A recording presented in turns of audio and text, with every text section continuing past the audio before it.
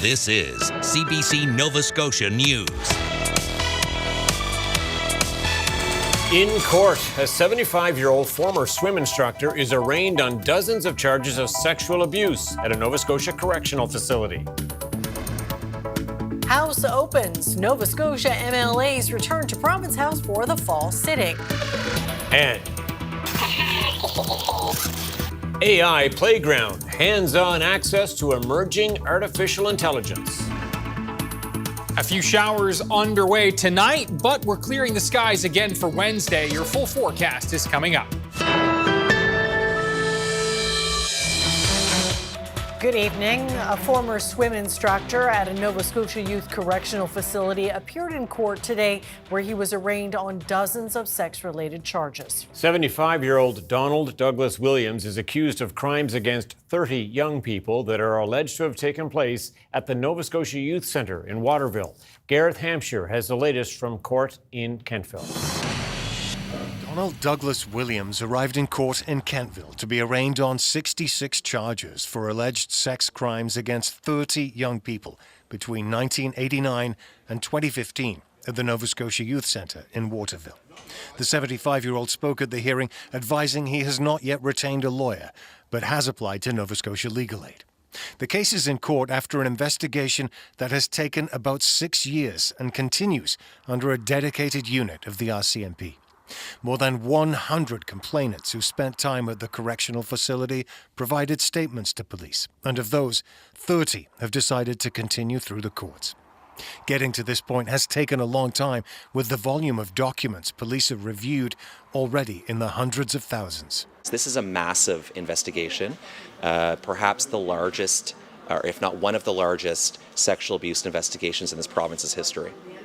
The complainants were between the ages of 12 and 18 when they were being held at the Nova Scotia Youth Centre. Some now live in other parts of the country, and some are still in institutions. Some documents from the 1980s and early 90s, for example, were written, like handwritten notes that had to be digitized and searchable. So this process took months and years to proceed with.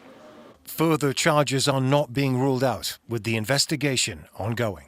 A representative with Nova Scotia Legal Aid confirmed in court the accused's application has been received. It's going to take several weeks to process, and he'll be back in Kentville Court on October 21st. Gareth Hampshire, CBC News, Kentville. MLAs returned to Province House today for the start of the fall sitting of the legislature. The government kicked things off by continuing its trend of using omnibus legislation to deal with a variety of topics with no obvious connection. As Michael Gorman reports, opposition leaders are crying foul. On the opening day of the fall sitting at Province House, the government continued its trend of using omnibus legislation to deal with a variety of topics that might not have obvious connections. Among other things, the Protecting Nova Scotians Act puts constraints around the collection of social insurance numbers. That change follows a massive privacy breach at Nova Scotia Power, which included the theft of SINs. The bill also makes changes to the Residential Tenancies Act. It gives survivors of domestic violence the ability to stay in their unit on a lease with the same terms after their abuser has left and their name is removed from the document. The PCs are also using the omnibus bill to give the government new powers to prevent protesters from blocking logging roads on Crown land. Officials will also be able to remove structures immediately, as opposed to having to provide the current 60 days notice. That change comes as protesters in Cape Breton have blocked a logging operation by Port Hawkesbury Paper, which they say threatens wildlife habitat. The Natural Resources Minister said the change is not about preventing protest. We have no objection to peaceful protests, but there are times where there have been things that have taken place on Crown lands, even since I've been minister, and that may not have been really actually safe with other occupations that are taking place in Crown lands. The leader of the NDP isn't so sure about that. This is a government who, won't publish the glyphosate spraying schedule anymore. Again, the given reason is so that protesters won't know where that spray is happening, who won't engage communities on environmental matters. The Liberals question the merits of using omnibus legislation at all. this is a trend we've been seeing. You have a bill before the House that has a number of different topics that don't coincide with one another. The government obviously wants to be out of the legislature as quick as they can. We argue that when you do this, of course, you don't get the fulsome debate. But the minister who introduced the bill says he stands by the process. There's different tools in the toolbox if it's coming to legislation, or if it's accomplishing different parts of a government's mandate. And this here is one way to fulfill our government's mandate and commitment to Nova Scotians. Along with the use of omnibus legislation, the PCs have already signaled that they'll continue to use another reoccurring trend we've seen from this and recent governments. They're calling later hours already, which will help them move their agenda along that much faster. Michael Gorman, CBC News at Province House. One of the first bills tabled by the PC government at the fall sitting was a new Traffic Safety Act.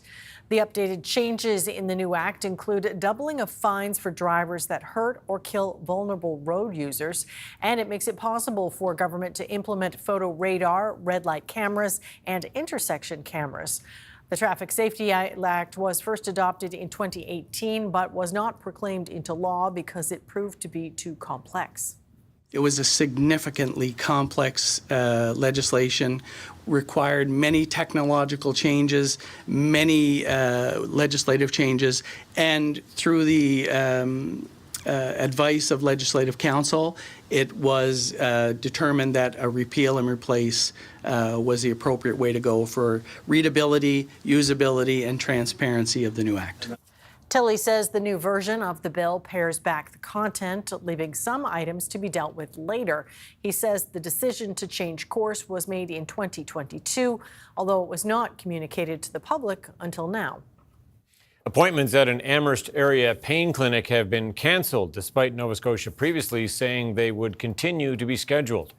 Earlier today, independent MLA for Cumberland North, Elizabeth Smith-McCrossan, took the issue to Province House. She tabled a petition with more than 800 signatures in support of the pain clinic at Cumberland Regional Healthcare Centre. This isn't a case that we don't have the physicians to provide the care. We have 2 physicians that want to provide this care. It's been very, very challenging for them, to be honest. What they've been going through the last few months of having this pain clinic being threatened. They know the impact that it's going to have on their patients. Health Minister Michelle Thompson says the physicians and Nova Scotia Health are continuing to work through details of the move. She says both parties want the service to continue operating.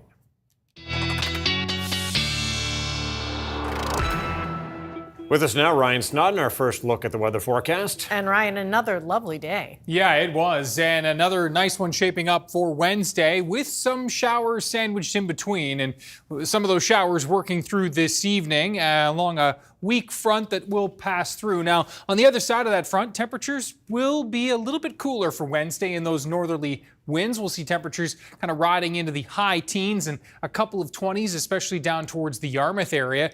Those showers, again, not really amounting to a whole lot as that front moves through. We're looking at a mix of sun and cloud Wednesday morning and then into a mainly sunny sky for Wednesday afternoon. Now, for Thursday, we're going to be watching the clouds building back in as this area of high pressure moves off to the east and this next system starts to stretch in. Now, Thursday itself looks mostly dry with the building clouds throughout the day. We'll see a few showers moving into western areas throughout the afternoon. Everybody else into the mix through the evening, overnight, and Friday's looking damp with some scattered showers on tap. What does that hold for the weekend? We'll break it down with your full 7-day forecast coming up. Tom Amy. All right, stay thank tuned. you, Ryan. Thanks, Ryan. Thank you. The federal government says it will begin a buyback of assault-style firearms from individual owners with a pilot project here in Nova Scotia. The pilot will be facilitated by the Cape Breton Regional Police Force and will be open to eligible firearm owners in select areas of Cape Breton. Eligible owners can access a web portal starting October the 1st to file a declaration of interest. The force will provide feedback before the program is launched nationally. Chief Robert Walsh says they are well equipped to handle the pilot. The Cape Breton Regional Police Service, we have the capacity and the expertise to safely collect, verify, and secure the prohibited firearms identified in our area so that the government can test the elements of this program. We are a large enough organization to facilitate with no impact to our frontline service delivery. Since May 2020, Ottawa has outlawed approximately 2,500 types of guns. Classes that were canceled due to a lockout and strike at Dalhousie University resumed today. Faculty members voted to approve their new contract last week. The contract dispute wiped out 3 weeks of class time. The student union says it will continue to call on the university to provide a tuition refund. Dalhousie is rejecting that, but it is letting people delay tuition and fee payment until October 7th. There's no change to the dates for the fall break in November, but the final day for classes has been moved to December 10th. A group of firefighters and emergency management professionals has been tapped to help create a new firefighter training program for Nova Scotia. The province announced the establishment of the Nova Scotia Fire Training Advisory Committee yesterday. Its 32 members will put together an interim basic firefighter training plan that covers everything from fire behavior to rescuing people from crashed vehicles. The province created the committee after an audit found serious safety and governance issues at the Nova Scotia Firefighters Training School earlier this summer. A new AI playground is open here at St. Mary's University in Halifax. This hands-on room is open to students, faculty, and even the general public. And for more on this, I'm joined by Natasha Fernandez. And you've got a new toy here for sure. Who is this and what does it do? Awesome. Yeah, so this is Luna, our little new pet AI dog. She basically functions like a personal assistant. So right now she's still in training. So we are teaching her little tips and tricks to be able to do a lot of things that a normal assistant would do in a space. Luna does it for you. And why is it important to have something like this kind of technology? So here at the Arthur L. Irvine Entrepreneurship Center, we believe in innovation. We believe that it's important to incorporate a very fast-paced, changing world, and we want to be on the forefront of these things. And we do believe that AI is the future. And so we want to take that future by its horns, per se, and do some really cool things with the tools that are already in existence and kind of show the university and just the young people the future is young, the future is AI, and we're using it. Okay, so you say Luna's basically a puppy. How much more learning can she do? Her capacity is limitless, right? So right now she is similar to how a puppy would be. So she's still training, she's still following us, she's still mimicking certain things. Right now she actually is able to recognize faces. So she's able to recognize some of our staff members that often play with her or interact with her. So she's able to recognize faces and follow them around, follow commands per se according to that. So her potential is limitless. What do you say to folks who say, that's kind of spooky? I mean, totally. I can kind of relate to that. I was a bit scared of AI too. Anything new and anything that can sort of bring a little bit more innovation can be a bit intimidating at first. But the more you get involved with it, the more you realize that AI still needs the human touch. We are still very much in control of these tools. We're still very much the storytellers. And if we understand, and that's exactly what we want to tell students, is how to use AI creatively and how it can be of benefit to you rather than the opposite. So AI for now is in the hands of the human storytellers, and we're trying to paint that story to the public. Well, what about concerns about the ethics of AI? Yeah, of course. So even here at our AI playground, we do not allow students to use any of the tools until they have done their ethics training. So we do give an AI ethics training that is mandatory for any students, community members, partners, strangers that are coming into the space to use the AI. Besides Luna here, what else do you have on offer? So we do have a couple of different AI tools. So we have Notion, ChatGPT, Lovable, Bubble, Midjourney. So Midjourney is a cool little AI tool that even the staff here at the center, we recently played around with it. It helps you create like all of these cool images, and you just put in a prompt. So you can use ChatGPT to brainstorm a prompt and then create a really cool graphic image. So these are all creative tools, and we have subscriptions for all of these tools. So it's completely free for students to come and use it and get involved and kind of learn how to use this wide array of different AI tools. Thanks very much. Thank you so much. It was a pleasure to be here with you today.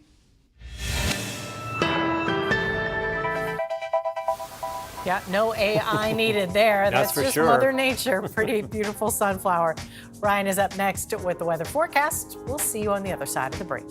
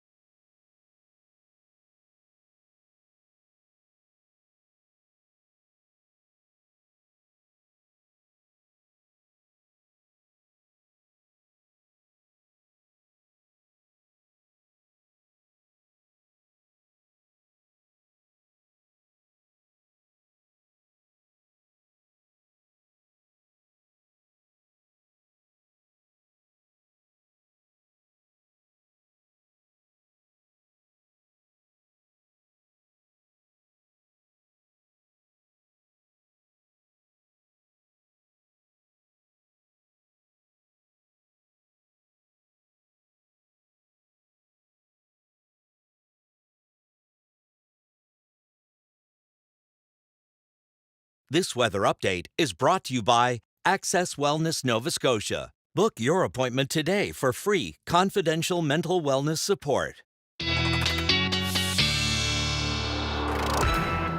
All right, well, we continue to be on a roll. Another really summer day in Nova Scotia. Wow, it was beautiful. Remember this in January, right? Yeah. Right. Yeah, can we bank them? Yeah. That would be nice, wouldn't it? Yeah, it would be nice. We could bank the rain too, right? We need a lot of that. Yeah, a huge deficit to make up for. And I know we've been talking about this, but I thought I'd update this. Well, actually, why don't we just start with the tropics first, and I'll update that graphic a little bit later, because that's the one I've got loaded up here, which is the tropics. And yeah, we do need the rain, but we don't want this, which is now a Category 4 storm. Gabrielle is a massive storm. Look at the eye of this storm. It's very strong. Off to our south and east and heading straight east. And on its way as it will lose steam, but will roll into Portugal with some rain, wind, and some big waves this weekend. And so, yeah, folks there watching that situation. We're keeping an eye on a couple of systems off to the south. Tropical outlook, and you can see for the next 7 days, that area in red here, this storm right here, this cluster of storms, I should say, 90% chance of becoming tropical cyclone. And this area in orange, this cluster right here, once it moves into this area, National Hurricane Center giving it a 60% chance of development. So a couple of systems to watch off to our south. Forecast models, long-range forecast models with all kinds of different ideas of where those systems might end up. That one in red looks a little more likely to be a storm for the fish, but we'll keep you posted on that. Temperatures out there right now into the mid-teens, mid to high teens for northern areas, still hanging on to the high teens, low 20s for most along the Atlantic coastline. And you know, when we look at the radar, you can see this rain starting to come in. And this is the shot from Masstown Market, and that is looking north. And you can see how dark the sky is off to the north there. And yes, indeed, we've got some wet weather starting to roll its way in. Not a lot, but this is the line working its way in and across the Bay of Fundy and into the Cumberland County area right now. This is going to start to approach down towards Masstown and Colchester and Truro, and we'll be watching this shower activity moving through the province tonight. Not a ton, but we'll take it. It's this system here that it's holding hands with. This will bring us a greater potential for some of that wet weather as we move into the later Thursday, Friday timeframe.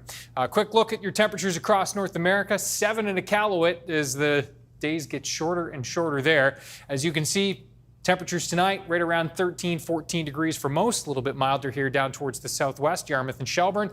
Those showers will sail through for the most part pretty quickly before midnight into the early overnight. By the time we get to Wednesday at 6 a.m., some lingering cloud, especially towards the south and west of the province. A bit clearer here out towards Cape Breton and the North Shore.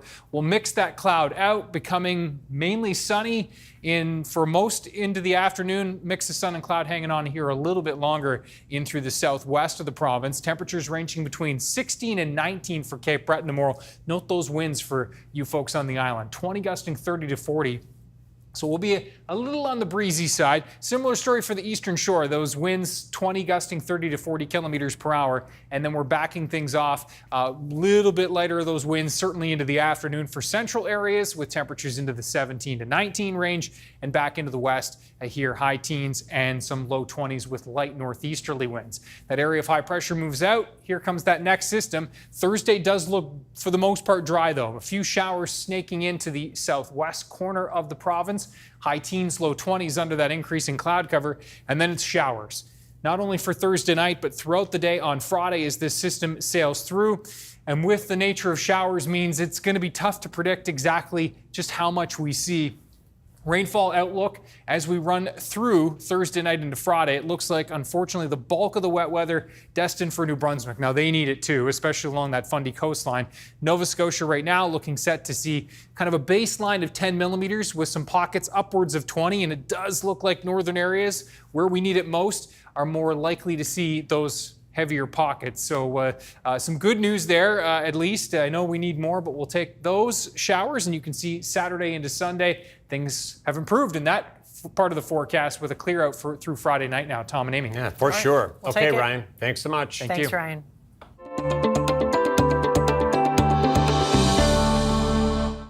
Prince Edward Island's historic Province House is scheduled to reopen later this fall after 10 years of renovations and a price tag of more than $138 million. There have been some surprises as the project starts to wrap up, but the historic building is starting to take shape. The CBC's Nancy Russell got a look inside. It has taken more than 10 years, but the hallways and chambers at historic Province House are starting to look the way they did before the building closed in January 2015. Roof issues had caused major water damage. The foundation, windows, and stone walls all needed work.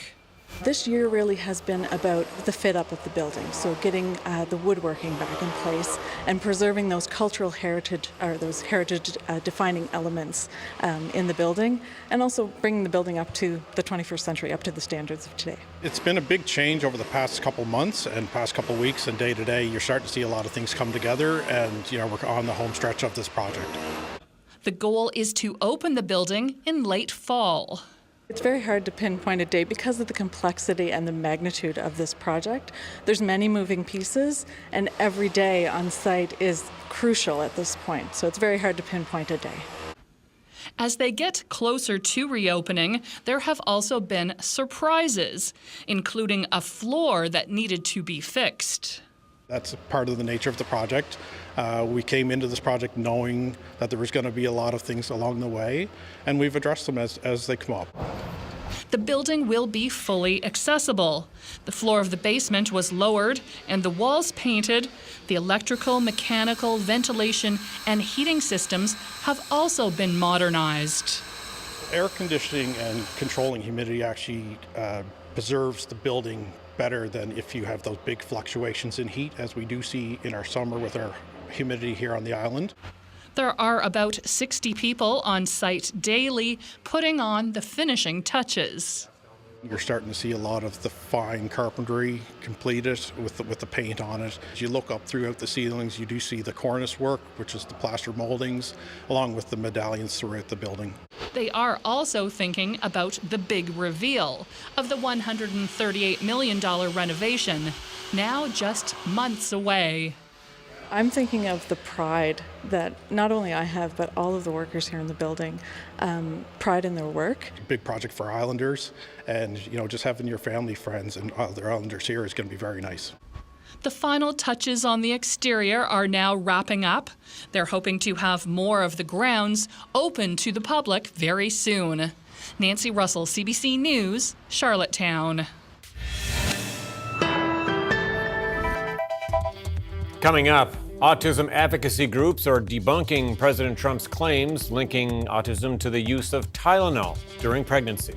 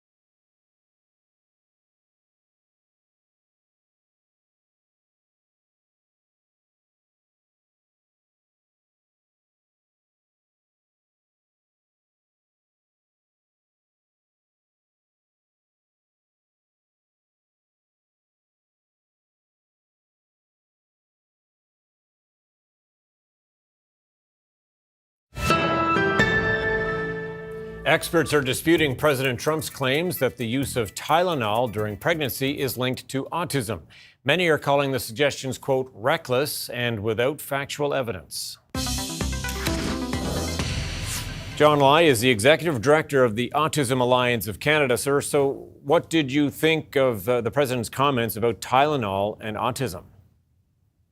Well, at this moment in time, really the big thing is really knowing that we have a need for strong evidence. And right now, what families really need to know is Tylenol is safe. None of the medical bodies in Canada has sort of gone against that, sort of saying Tylenol isn't safe. So the best thing for families to do, for moms to do, is to follow the advice of the medical practitioners. And we're monitoring this. We're trying to look at deep dive into the data. But so far, the totality of the body of evidence is to recommend Tylenol is safe. And the WHO actually this morning put together a similar stance. So we're very confident that the evidence isn't strong enough right now to change medical guidance on Tylenol. Has your organization been fielding many questions about this? I mean, how much has this statement or this declaration stirred things up? Yeah, so we are the national umbrella of many member organizations, and we have been very busy over the last 24 hours. We put a statement on our website just earlier today, really talking about words and facts do matter, and that we want to champion conversations about autism that's rooted in high quality evidence, reflects accuracy, and importantly, it has to honor the dignity of every person, every autistic people, their family members, every autistic person and their family members, as we're talking about autism. In your mind, what are some of the possible ramifications of a declaration like this from the president yesterday? Yeah, a big piece of it is the misinformation, a lot of confusion, and it's not just the misinformation about Tylenol, but the way the condition is being approached, right? So the amplified stereotypes, these proclamations that really undermine human dignity, human rights. It's very concerning for us as a community, for our members, for our families, for our autistic self-advocates to be spoken about in such a way from such a public platform. And so just to be clear on this, from your organization's point of view, is there any validity to what the president said? There are bits and pieces that we can kind of realize that there is emerging treatments that are being looked at, but much more, I might emphasize, research needs to be done. No medical society has sort of looked at some of the other treatments that he proposed as a treatment or as a support for autism. And science does evolve, and we're open to that. But we have to make sure we're looking at the totality of everything that has been done, and not just sort of a one-off time point. So at this point in time, we know that larger, better controlled studies, I'll call them, randomized controlled trials, other things need to confirm these links rather than perhaps some weak association studies and smaller numbers. So we got to move cautiously, and we got to be open to science evolving, but we're not at the point to say, hey, let's change any of how we're practicing or how we're thinking or how we're advising. Do you worry at all that the comments from the president might lead to people incorrectly blaming parents for their child's autism because they did take Tylenol during pregnancy? 100%. And, this has happened in the autism communities in the past and over the last couple of decades. And it's important to realize that there is no one single cause of autism, and it's definitely not the fault of a mom or a dad being exposed to something in itself. So I think we can't frame autism in that way. We can't frame it as an epidemic or a preventable disease. That undermines scientific integrity of what we know, and it also disrespects the life experience of autistic people and their families. And I think we have to realize there's a complexity of genetic, biological, environmental factors that we don't understand completely yet. And so this is out there now from a high office, and this discussion is being had, rightly or incorrectly. What's your advice for parents as they try to navigate all this or weed their way through it? Yeah, I think what you need to know, Tylenol is safe. There has been no change in the recommendations. There are emerging treatments that may come up, but a lot more has to be done. And I think importantly, our intention in Canada should be focused on the work that needs to be done in Canada. And right now we have an autism strategy at the federal level, and really looking at the supports and services to improve the lives of autistic people and their families, rather than, I'll call them, over-sensationalized claims communicated in ways that strip people of dignity, and that can be taken really out of context. So we've got to focus on the policy making, the advocacy, the work that needs to be done in Canada to allow the lives of people to be improved, rather than what they're trying to do self-support with that announcement. All right, we'll leave it at that. John Lai, Executive Director of the Autism Alliance of Canada. Thank you. Thank you. Health Canada says there's no conclusive evidence to connect it to the disorder. It says acetaminophen, the active ingredient in Tylenol, is safe and effective for relieving pain and reducing fever when used as recommended. Health Canada says that when used appropriately, its benefits outweigh the risks, and that the drug has been used safely and effectively for decades in Canada and internationally. Coming up, U.S. President Donald Trump addresses the UN, criticizing several countries for supporting a Palestinian state. And some UK charities sever ties with the Duchess of York after leaked emails she wrote to late sex offender Jeffrey Epstein.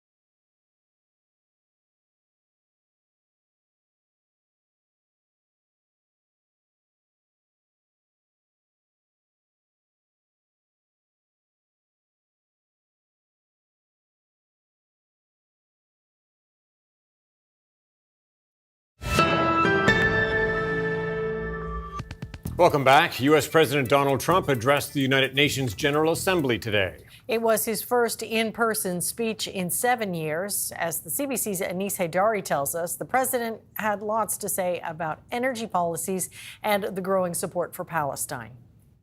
The Assembly will hear an address by His Excellency Donald Trump. Donald Trump seemed to come out swinging for the United Nations in his speech to the UN General Assembly. The U.S. president rejecting what he called the failed approaches of the past and also calling out countries who have recognized the state of Palestine, calling that a reward for Hamas, and concerns about how the UN spends money to support migrants and refugees. The best example is the #1 political issue of our time, the crisis of uncontrolled migration. It's uncontrolled. Your countries are being ruined. The United Nations is funding an assault on Western countries and their borders. Earlier in the day, the UN Secretary General speaking in defense of his organization before Donald Trump had his chance to speak up. International cooperation is not naivete. It is hard-headed pragmatism. In a world where there's leap borders, isolation is an illusion. No country can stop a pandemic alone. No army can halt rising temperatures. No algorithm can rebuild trust once it is broken. But despite those words, also talk of, quote, relentless human suffering in the world. The Secretary General also saying the principles of the United Nations are under siege. Russia's war in Ukraine also in the spotlight at the UN, as Donald Trump called China and India the primary funders of that ongoing conflict by purchasing energy from Russia, something he also said he'll be discussing with European leaders at the UN. Europe has to step it up. They can't be doing what they're doing. They're buying oil and gas from Russia while they're fighting Russia. It's embarrassing to them. And yet, about an hour after a speech where he implied the UN creates and finances invasions, Trump sat in a meeting with the Secretary General and said his country is behind the United Nations 100%, even though he might disagree with it sometimes. Anis Haidari, CBC News, Washington. Prime Minister Mark Carney has co-chaired a session at the UN with Ukraine's President Volodymyr Zelensky. The main focus, returning Ukrainian children that Russia abducted during the war. The CBC's Evan Dyer reports. Once unable to travel to the General Assembly because of war, President Volodymyr Zelensky made a point this year of coming in person. Thanks, Canada. Thank you, Mark, for your strong leadership. Part of his mission here is one led by Canada, an effort to recover Ukraine's 20,000 stolen children. Russia has repeatedly targeted the most vulnerable groups of children, including orphans, children with disabilities, children from poor families.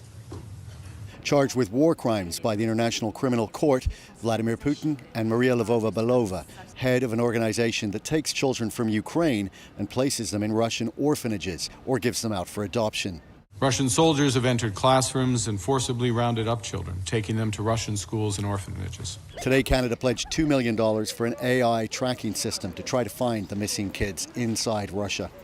Everyone thought Russia would win this war in 3 days, but it didn't work out that way.